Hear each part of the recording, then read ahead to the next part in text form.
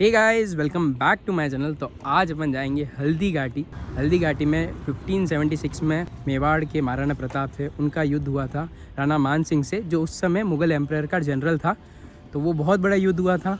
तो वो जगह अपन एक्सप्लोर करेंगे, हल्दी घाटी का म्यूजियम में एक्सप्लोर करेंगे। तो फटाफट से चल रहे हैं। अभी अपन हल्दी घाटी, पीछे कार खड़ी हुई है। मैं अभी हल्दी घाटी से लगभग 20 किलोमीटर्स दूर हूँ। तो वहाँ जाएंगे, रास्ता देखेंगे। रास्ता भी बहुत खूबसूरत है।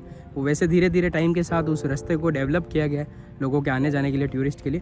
और हल्दी घाटी नाम कैसे पड़ा? वहाँ की जो सॉइल है वो टर्मरिक यानी कि हल्दी के कलर की होती है, इसलिए उसका नाम हल्दी घाटी। तो वहाँ की वो जो मिट्टी है फेमस, वो भी मैं आपको बताऊंगा। और इवन जो अयोध्या में मंदिर बन रहा है, राम मंदिर, वहाँ पर भी हल्दी घाटी की सॉइल लेके गए, मतलब मिट्टी लेके गए उसको बनाने के लिए, जैसे अलग अलग जगह से लेके गए। तो चलते फटाफट से अपन हल्दी घाटी।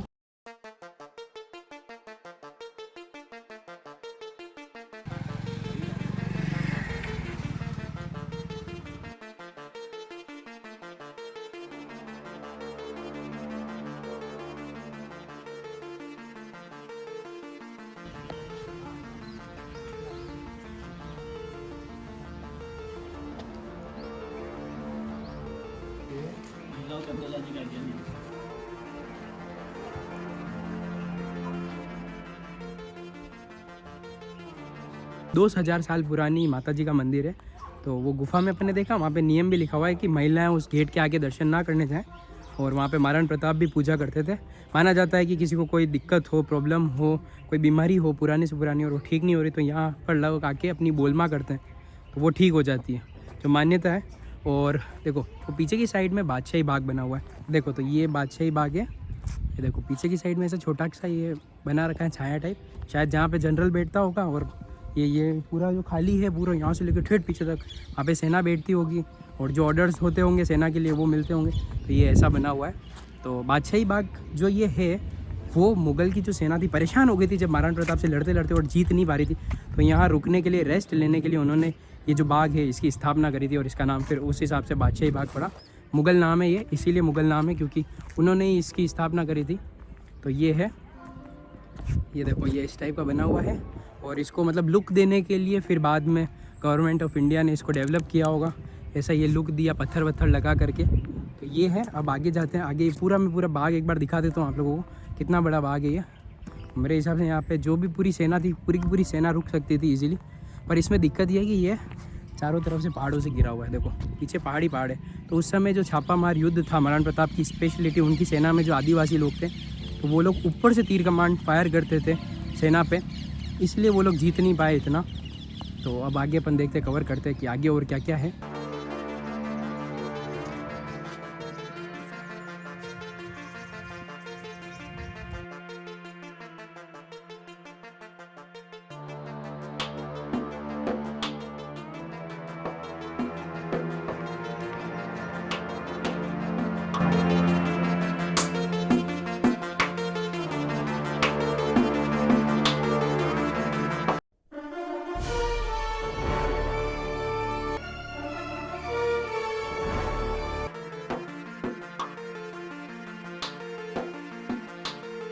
तो जैसा कि मैंने आप लोगों को कहा था, ये वो सॉइल है हल्दी घाटी का नाम जिस सॉइल पे पड़ा हुआ है। इसका कलर टर्मरिक जैसा होता है, हल्दी जैसा। और ये सॉइल अयोध्या का जो मंदिर, राम मंदिर बन रहा है, उसके लिए भी लेके गए। तो ये ऐसा है, लोग बाग पीछे फ़ोटोज़ खिंचाते हैं। तो ये पूरा ऐसे पहाड़ काटा हुआ है स्पेशली। ये बहुत छोटा रास्ता था तो इसको काट के बड़ा किया। तो उसके बाद अब ये सॉइल पूरी की पूरी विजिबल भी होती है। तो ये है हल्दी घाटी का नाम इस सॉइल पर पड़ा।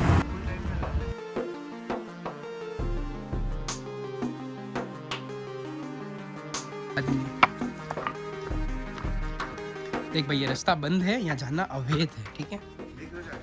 ये आगे जाना साफ मना है रही। ये पुराने जमाने का वो रास्ता बेटी है। चलो तो गाइज, ये ओरिजिनली में पुराना रास्ता है। ये पूरा जंगल के बीच में बना हुआ है। वो रास्ता तो बाद में डेवलप हुआ है। ये ओरिजिनल रास्ता है पुराने ज़माने का, जहाँ से अकबर की सेना आई थी और फिर युद्ध हुआ था 18 जून 1576 को। तो ये पूरा जंगलों में पूरा है। ये देखो ये सब अंदर की साइड में जंगल ही जंगल के बीच में रास्ता है। और आगे पूरा मैदान की साइड में जाके खुलता है जहाँ पर युद्ध हुआ था। लेकिन वहाँ जाना अभी पॉसिबल नहीं क्योंकि पूरा ये जंगल बना हुआ। और इन फ्यूचर कभी ये जंगल का जो रास्ता है थोड़ा सा डेवलप्ड और लोग आसानी से जा पाएँ, क्योंकि यहाँ पे जंगली जानवर का डर है, इसलिए यहाँ पे आगे लोग जाते नहीं हैं। पर ये पुराने ज़माने के पत्थरों से बना हुआ जो रास्ता है, ये वही रास्ता है जहाँ पे मैं खड़ा हूँ अभी।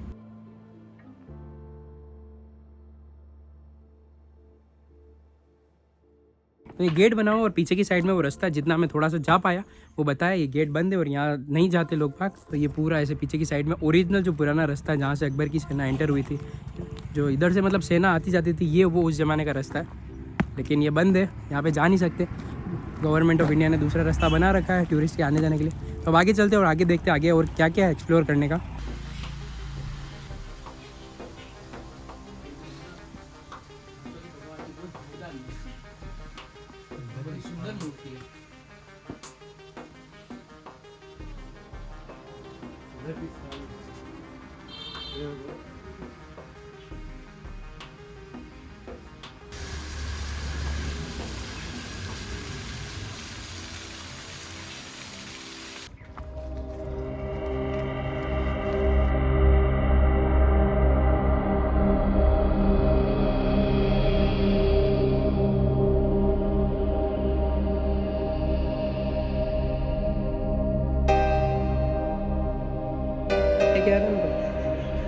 ये पीछे चेतक समाधि बनी हुई है जहाँ पे चेतक ने अपने प्राण त्याग दिए थे, उसके बाद ये समाधि बनाई है।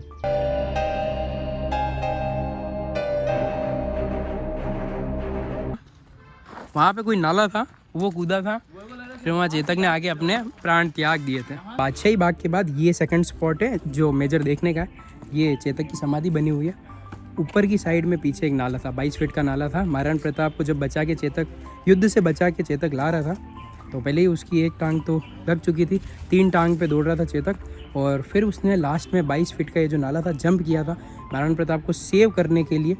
तो जब वो कूदा ना तो फिर उनकी हालत ख़राब हो गई थी। तो फिर धीरे धीरे थोड़ा सा ऊपर जा कर के चेतक ने अपने प्राण जो थे त्याग दिए थे। तो महाराणा प्रताप ने फिर समाधि बनाई थी, चेतक समाधि के नाम से ये स्पॉट है। तो ये चेतक समाधि है, पूरा ऐसे बाग बना हुआ है सेव करने के लिए। उस समय भी वो इतना लॉयल था उनके महाराणा प्रताप के लिए, इसलिए चेतक का नाम, महाराणा प्रताप का जब भी नाम आता तो चेतक का नाम जरूर आता है।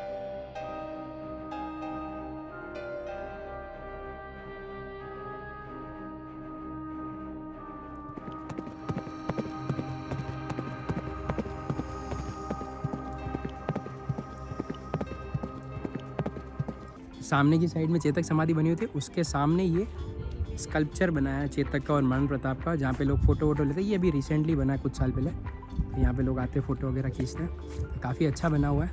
अब आएगा लास्ट में हल्दी घाटी म्यूज़ियम, पूरा का पूरा ऐसा बना हुआ पीछे की साइड में। तो फाइनली अब हम पहुँच गए हल्दी घाटी के म्यूज़ियम पे। ये यहाँ पर पार्किंग है पूरी और नीचे की उस साइड गेट लगा हुआ है, वहाँ से हमको टिकट लेना है। तो टिकट वहाँ से कलेक्ट करते हैं और फिर देखते हैं अंदर म्यूज़ियम किस टाइप का बना हुआ है।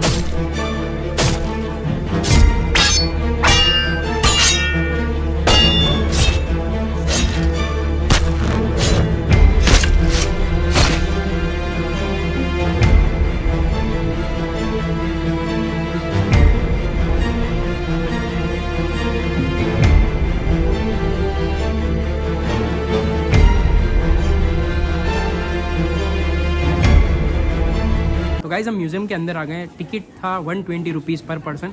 अंदर एंटर होते ही उधर से गेट था पीछे की साइड से और सबके स्कल्पचर बने हुए, चेतक का स्कल्पचर बना हुआ है, महाराणा प्रताप का स्कल्पचर बना हुआ है और जो सैनिक थे वो बने हुए थे। और जैसा कि महाराणा प्रताप के चेतक ने नकली सूंड लगाई थी और हाथी पे चढ़ा था, उसका भी स्कल्पचर बना हुआ है। तो ये वो सबसे मेन स्कल्पचर है जब महाराणा प्रताप का घोड़ा राणा मान सिंह के हाथी पे चढ़ा था और तभी चेतक की टांग कटी थी। तो अब अंदर 3D म्यूजियम में वो देखने के लिए जाएंगे। लगभग हम 5 से 6 मिनट वेट करते हैं, उसके बाद हमारा म्यूजियम देखने का नंबर आ जाता है।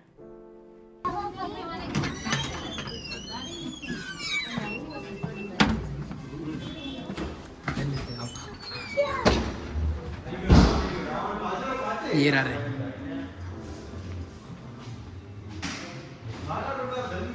आज सभी मेहमान पहले यहाँ सेंटर में आ जाए, पहले सभी मेहमानों को वीडियो दिखाऊंगा। आराम से सभी मेहमान पहले वीडियो देख ले भाई। बड़ी जगह है रे बाबा, बड़ी जगह है। तो म्यूज़ियम में घुसते ही हमको एक वीडियो दिखाते हैं 5 मिनट का कि ये संग्रहालय यानी कि म्यूज़ियम किसने बनाया है। और उनका मोटिव था कि बहुत सारे जने यहाँ आते तो थे लेकिन उनको हल्दी घाटी के बारे में इतना कुछ पता नहीं लग पाता था, तो स्पेशली उनको बताने के लिए, यहाँ का इतिहास समझाने के लिए ये म्यूज़ियम बनाया गया। तो उस पर हमको एक 5 मिनट का वीडियो दिखाते हैं। तो वीडियो देखने के बाद हमको 5 मिनट का टाइम मिलता है। यहाँ पर एक 3D आर्ट म्यूज़ियम बना हुआ है महाराणा प्रताप की कहानी के ऊपर, और साथ ही में उनके रियल वेपन्स भी पड़े हुए जो हम देख सकते हैं। और यहाँ पर बड़ा सा मेवाड़ का सिंबल भी लगा हुआ, तो ये हम 5 मिनट घूम सकते हैं। उसके बाद हम आगे जाएंगे।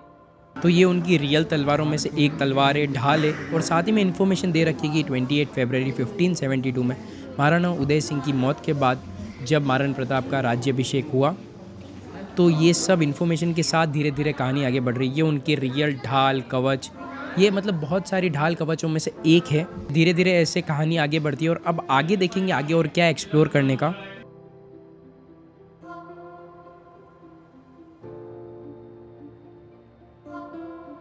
तो वो म्यूज़ियम देखने के बाद हमको एक छोटे से मूवी थिएटर में आगे लेके जाते हैं, जहाँ पर महाराणा प्रताप पर बनाई गई 6 मिनट की एक शॉर्ट फिल्म हमको दिखाते हैं, जिसमें सब कुछ बताते कि उनका जन्म कहाँ हुआ, किस तारीख को हुआ, उनका बचपन का काल कहाँ बीता, और फिर वो जो युद्ध होता है हल्दी घाटी का, उसके बारे में कहानी बनी हुई है, अकबर वर्सेस महाराणा प्रताप।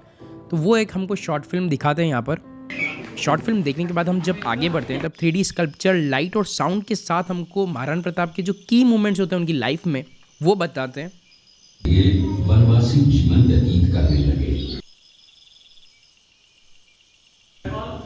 आगे उधर, अरे इधर कुंभलगढ़ ये कुंभलगढ़ किला है। उसके बाद हमको कुंभलगढ़ किले का छोटा मॉडल दिखाते हैं, जिसमें कुंभलगढ़ किले के बारे में बताते हैं कि इस किले को महाराणा कुंभा ने बनवाया था, और 9 मई 1540 को महाराणा प्रताप का जन्म इसी किले में हुआ था। और इस किले की वॉल 36 किलोमीटर लंबी है, जिसका नाम the great wall of China के बाद 2nd नंबर पर आता है। तो उनकी पत्नियां वीरांगनाएं अपने सतीत्व की रक्षा करने के लिए जलती हुई अग्नि में कूद प्राणों को त्याग देती थी। कुंभलगढ़ के मॉडल के बाद हमको चित्तौड़गढ़ का फोर्ट का मॉडल मिलता है, जिसमें हमको जानने को मिलता है कि महाराणा प्रताप का बचपन का काल यहीं बीता था और उन्होंने अपने गुरु से शिक्षा इसी किले में प्राप्त की थी। और जब जब विदेशी ताकतों ने इस किले पर अटैक किया था और अगर वो लोग युद्ध हार जाते थे तो वीरांगनाएं जौहर करती थी, उसके बारे में भी यहाँ पर बताया गया है। और मेनली की पॉइंट्स बताए जाते हैं यहाँ पे कि विजय स्तंभ, कीर्ति स्तंभ, जो जो चीज़ें चित्तौड़ के किले में देखने योग्य है वो सब भी यहाँ पर बता दिया जाता है हमको, ताकि अगर कोई जावे यहाँ से टूरिस्ट वो देखने के लिए तो उसकी थोड़ी सी हेल्प हो जाए। उसके बाद स्टोरी में बताया जाता है जब महाराणा प्रताप के पुत्र अमर सिंह ने मुगल छावनी में अटैक किया था, तब मुगल तो वो छावनी छोड़ के चले गए थे, लेकिन वहाँ से अमर सिंह एक महिला को बंदी बना के लेके आया था। तो ये बात से महाराणा प्रताप बहुत क्रोधित हुए थे और उन्होंने बोला था कि इस नारी को जहाँ से लाए हो उसको सम्मान सहित वापस छोड़ के आओ। तो उन्होंने अपने राजपूत और क्षत्रिय धर्म का पालन किया था उस समय। आप लोगों ने चित्तौड़गढ़ का दृश्य देखा, उसी किले के अंदर की ये घटना है। मेवाड़ की एक ऐसी मां थी जिसने अपने पुत्र का बलिदान देकर राजवंश की रक्षा की थी। उस मां का नाम पन्नाधाय था।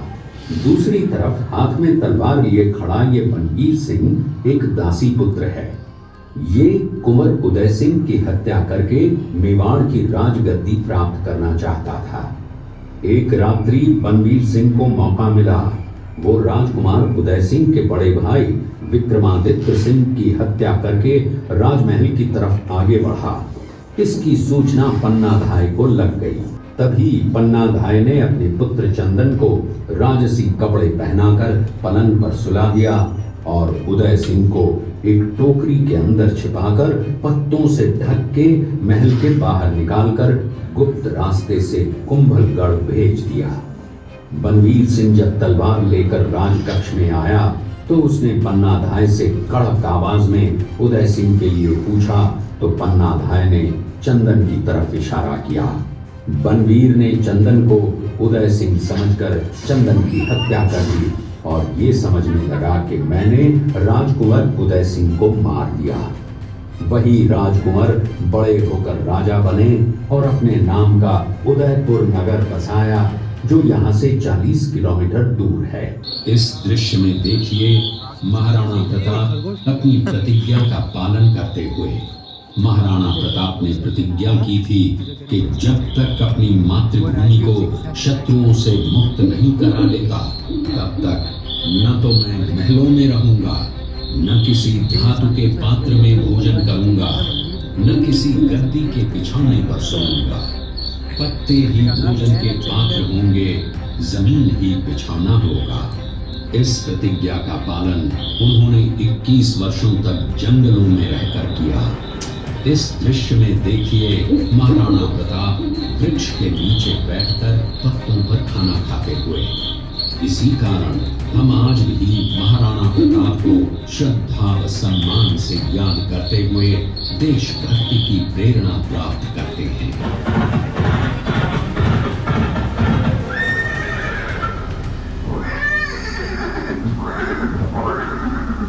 ये दृश्य महाराणा प्रताप और सुविख्यात स्वामी भक्त घोड़े चेतक के अंतिम मिलन का है। हल्दी घाटी युद्ध के बाद चेतक घोड़े ने 22 फीट के एक बरसाती नाले को पार किया। ये उसी समय का दृश्य है। पास में खड़े महाराणा प्रताप के छोटे भाई शक्ति सिंह हैं, जो पहले मुगल सेना में थे। बाद में वो महाराणा प्रताप की तरफ आए, माफी मांगी और अपना घोड़ा महाराणा प्रताप को दिया।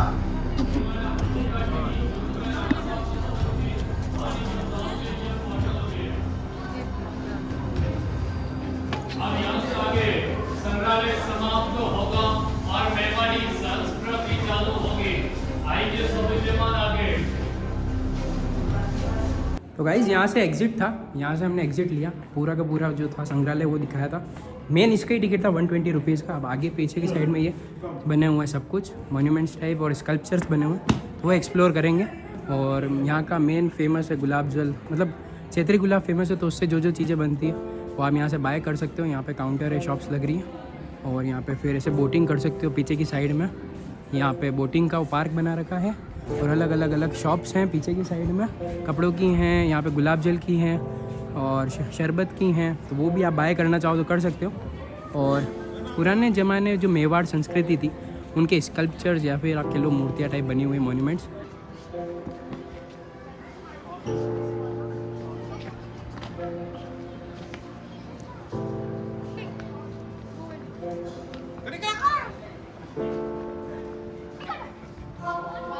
देवरा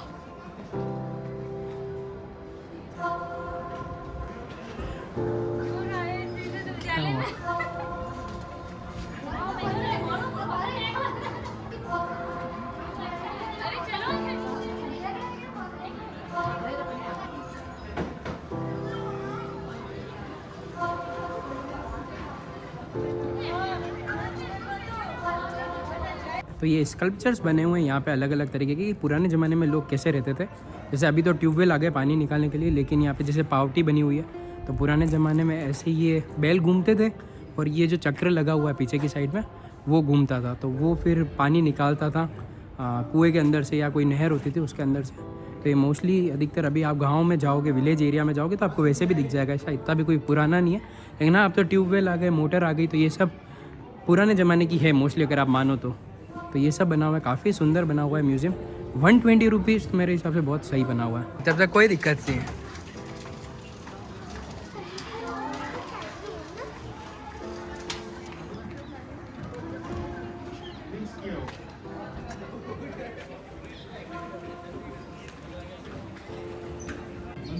तो गाइज लास्ट में उसने गन्ने वाले ने गन्ना निकाला। आजकल तो मोटराइज तरीके से गन्ना निकलता है, पर उसने पुराने ज़माने में नेचुरल तरीके से बैल को घुमा के वो मशीन घूमती थी, उसमें गन्ना डालते थे और उसके बाद जो रस निकलता था वो यहाँ पे फेमस है।